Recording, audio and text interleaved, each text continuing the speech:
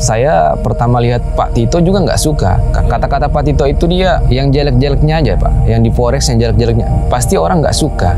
Orang kan maunya yang bagus-bagusnya, profit-profitnya. Tapi Pak Tito kebalik, harus butuh proses. Ini orang kok beda sendiri. Pas lihat Pak Tito nih, terus saya buka biografinya Pak Tito. Oh, Pak Tito ini orang gila.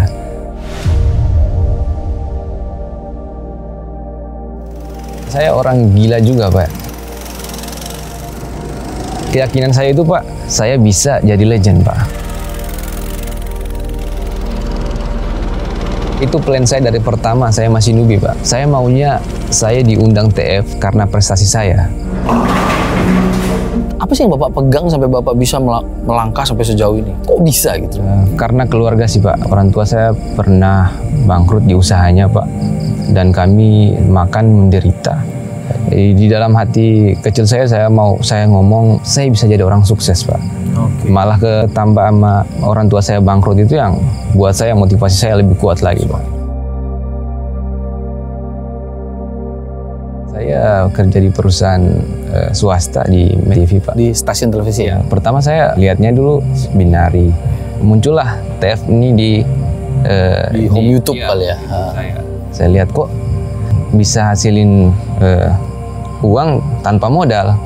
Pertama dikiranya itu Pak, kayak Indra nipu-nipu orang, kalau mereka los dapat komisi kayak gitu Pak. Dikiranya seperti itu Pak, nggak bagus lah Pak.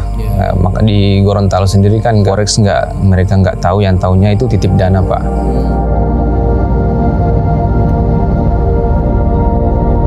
Kebetulan saya nggak pernah naik pesawat juga Pak. Saya suruh nemenin dia Pak. Senang Pak. Saya juga bisa membuktikan bahwa ini loh yang saya jalani. Ini loh trading for living. Setelah sampai elite itu pas saya cash out pertama, saya senang Pak. Ternyata ini bisa menghasilkan. Bagi saya 7 juta itu besar Pak. Awal-awalnya saya boleh tahu nggak? Berapa cash out paling besar yang pernah Bapak cash out? Kayaknya udah ratusan, 100 lebih kayaknya Pak. Ya, tapi kan udah tahu dong akan ditelepon. Iya. Dan akan disuruh ke sini kan. Iya. Perasaan Bapak waktu itu gimana? Pertama saya nggak ekspektasi bahwa saya akan ke sini, makanya saya nanyain sama Pak DP. Pak, saya ada kesempatan untuk ketemu sama Pak Tito nggak? Padahal saya sudah legend saat itu. Pak DP bilang, oh iya jelas Pak. Makanya saya senang situ Pak.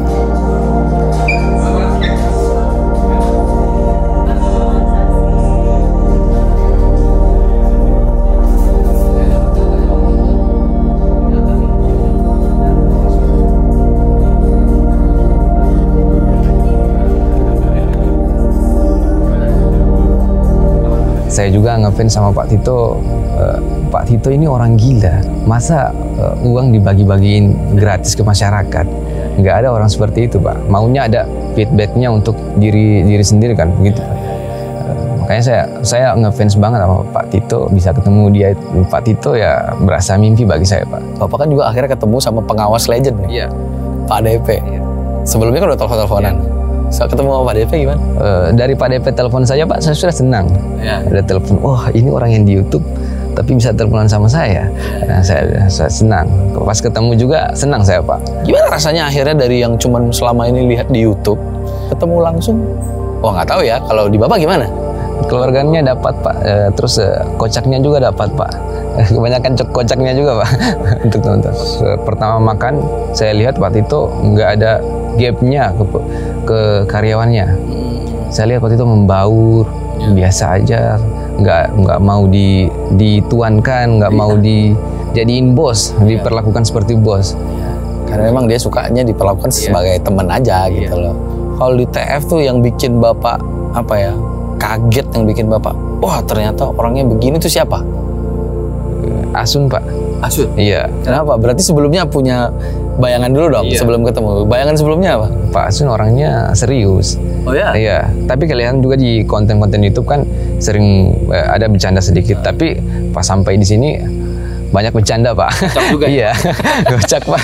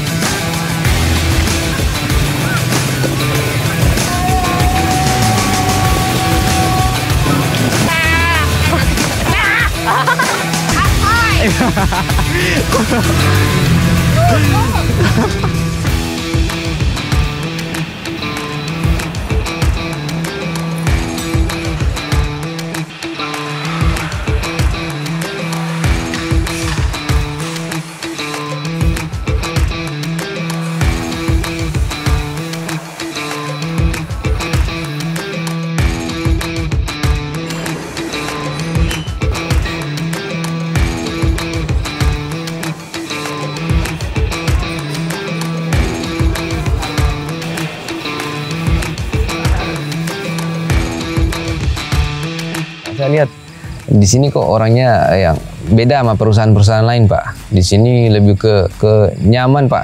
Ada interaksi, ada kocaknya dapat, ngejek-ngejeknya dapat, tapi ngejeknya tahu batas, Pak. Yang saya lihat. Tapi bagus, Pak, untuk lebih dekat satu sama lain. Kalau saya rasa, Pak, TF memberikan kami hotel yang terbagus, Pak. Kalau menurut saya, view-nya kayaknya hanya 2 kamar kayak gitu, Pak. Yang lainnya kayaknya setengah-setengah. Tapi punya kami kayaknya bagus banget, Pak. Oh ya? Iya. Saya sudah pantau TF 1 tahun, Pak. Tapi saya belum masuk. Tapi saya pantau terus. Kata-kata Pak Tito itu dia yang jelek-jeleknya aja, Pak. Yang di Forex yang jelek-jeleknya. Pasti orang nggak suka. Orang kan maunya yang bagus-bagusnya, profit-profitnya. Tapi Pak Tito kebalik. Buat buktiin TF kalau nggak bohong, saya masukin uang 10 juta. Tapi saya sudah tanyain ke konsultan saya, kan, terus dibilang terjamin apa segala. Ya sudah saya masukin 10 juta. Tapi selang 1 jam, 2 jam saya tarik. Saya mau ngetes, mau ngetes. Saya tarik, masuk cepat. Beda daripada yang lain-lain. Saya berani masukin 10 juta karena saya lihat Pak Tito di situ. Saya pertama lihat Pak Tito juga nggak suka karena mindset saya belum terubah. Tapi setelah saya pelajari terus video-video TF, ternyata benar. Apa yang semua yang dikatakan Pak Tito itu benar. Karena Pak Tito seorang praktisi dan juga Pak Tito sudah trading for living. Jadi masa kita yang belum jadi apa-apa kok malah judge orang yang sudah trading for living. Itu kan trading for living kan hanya orang-orang tertentu saja yang bisa konsisten. Saya percaya Pak Tito karena dari cara omongannya itu, Pak, yang tadi itu. Karena dia selalu mengutarakan yang jeleknya duluan. Ngomongin yang jeleknya doang. Sementara yang profit instannya itu nggak ada sama Pak Tito. Nggak ada yang instan, semua butuh proses. Makanya ini orang kok beda sendiri. Saya kan kesana-kesana kemari cari yang beneran. Yang dapatnya nipu, ujung-ujungnya nipu. Pas lihat Pak Tito nih, terus saya buka biografinya Pak Tito. Oh ternyata Pak Tito pernah di Kopi Signal Dunia nomor 1, punya 10.000 subscriber, ada portofolionya. Makanya saya percaya sama Pak Tito. Saya boleh tahu nggak sih Bapak trading tuh pakai metode apa sih? Saya pakainya metode trendline, Pak. Sebelum keluar video backtestnya TF, hobi saya itu ngeliatin chart yang di belakangnya, yang sudah terjadi. Makanya saya lihat dari belakang sampai dari tahun 90-an itu. Saya lihat pola-polanya apa saja, yang mana yang paling probabilitasnya besar. Itu yang saya lihat. Saya geser aja, Pak. Geser, terus saya lihat pola-polanya. Berapa kali saya backtest, Pak, dapat pola yang terakhir itu yang besar. Berarti sudah beberapa metode ya? Iya, makanya statistik saya di XAUSD alhamdulillah besar, Pak. Apa alasan Bapak melakukan, ya udah deh saya cek deh market yang sebelum-sebelumnya? Saya mau cari karakter dari pair itu, Pak. Saya biasanya orangnya suka naklukin, Pak. Bisa naklukin. Naklukin sesuatu. Sesuatu. Makanya saya cari pergerakannya ini seperti apa. Saya harus menyatu dengan pair itu. Gitu. Saya maunya menyatu dengan itu. Jadi saya bisa tahu dia kemana. Sampai akhirnya kan udah join sama TF dong. Lalu kemudian Bapak lihat, ada backtest nih. Waktu Bapak melihat backtest, apakah Bapak, ini kayaknya sama seperti apa yang saya lakukan? Apa gimana yang terjadi? Iya, Pak. Pas keluar video pertama, ini yang saya buat. Ternyata benar yang saya buat. Terus dapat ilmunya, ditambahin untuk XAUSD-nya, ilmunya itu dapatnya dari Pak Tito. Dari support resistennya, Pak. Makanya metode saya trendline dikombin sama support resistennya Pak Tito. Makanya jadi satu metode saya itu, Pak. Akhirnya setelah ada lihat tools backtest, Bapak melakukan backtest itu lagi nggak? Iya, saya lakukan Oh, itu. Bapak ulang lagi? Iya. Dengan tools backtest yang Iya. TF? Iya. Oke. Waktu Bapak ngobrol sama Pak Tito sempat bilang nggak sih kayaknya bahwa kalau misalnya Bapak dari awal fokus sama gold doang, mungkin Bapak jadi legend yang pertama. Iya.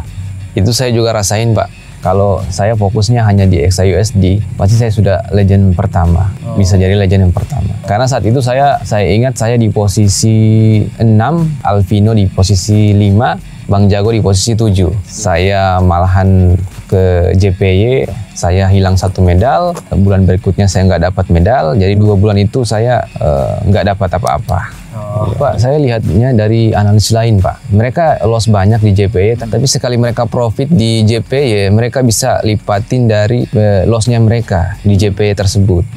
Enak banget nih orang. Tapi setelah saya ketemu Pak Tito, ternyata itu salah, Pak. Saya berkaca kepada Pak Tito saja yang sudah trading lama hanya menguasai 3 pair. Kenapa saya yang masih baru udah mau naklukin semua pair? Iya, Itu, Pak. Saya kaget, Pak. Ternyata sampai sedetail ini Pak Tito perhatiin channel-channel yang di atas itu, Pak. Apa aja yang bikin Bapak kaget saat itu? Loss saya itu di JPY, kebanyakan JPY. Sementara gold itu kan saya profitnya besar. Malah saya buang-buang profitnya XAUSD untuk nutupin lossnya JPY.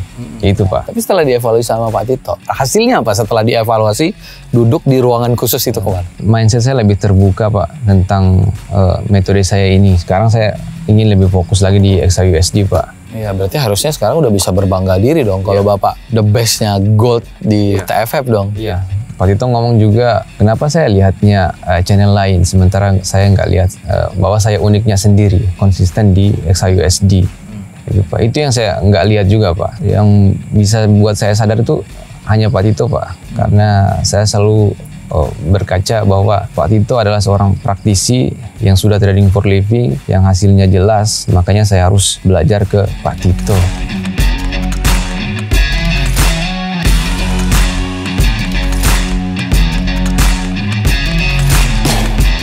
Anyway, Pak, baru pertama kali tadi ya ngalamin main ATV lah, main go-kart lah. Sebenarnya di kita juga banyak yang pertama kali tadi, termasuk saya. Benar-benar pertama kali, dan apa ya, di kita sih emang orangnya nggak pernah klise ya. Saat kita mau norak-norakan bareng, ayo kita norak-norakan bareng. Kita konyol-konyolan bareng. Karena di kita punya satu tradisi, punya satu culture, terbuka jauh lebih enak. Jadi apa adanya jauh lebih enak. Gitu kan, nggak perlu kita nutup-tutupin untuk kita paling ngerti dalam segala hal. Kan kita paling bisa dalam segala hal. Itu nggak, cuek aja semuanya. Terus terang saya sih tadi seru sendiri ya. Sempat lupa ada legend di sini. Orang suka bilang kan, money can buy happiness.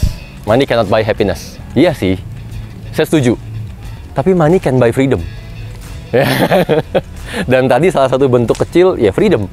Kita mau teriak-teriakan kek, mau ngapain kek, suka-suka hati aja. Dan itu biasanya jauh lebih happy dibanding happiness itu sendiri. Bagi kita sih, bagi saya pribadi khususnya. Happiness yang sebenarnya itu adanya di freedom. Dan freedomnya tiap orang beda-beda. Tadi kita udah banyak ngobrol, ternyata banyak samanya kita. Jadi semoga berbuah baik ya.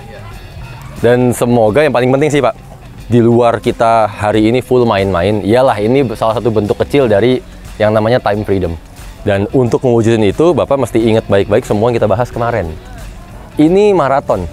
Ini maraton, bukan lari jarak pendek, bukan sprint. Jadi jangan keburu-buru. Semakin berusaha buru-buru, semakin cepat jatuh. Dan semakin bisa cara pikirnya sama-sama kita, ya semakin panjang kita bisa support Bapak. Itu pasti. Karena biar gimana pun, sudah kita anggap bagian dari TF, internal dari TF. Ini yang selalu kita pesanin ke semua orang, ingat ini sebagai simbol perjuangan. Gitu kan, ini bukan aksesoris, ini bukan perhiasan, ini hanya sebagai simbol perjuangan. Dan kita lebih mikirin simbol perjuangan yang kita bisa bawa kemanapun. Bukan piagam, bukan sertifikat gitu ya. Jadi silakan diterima.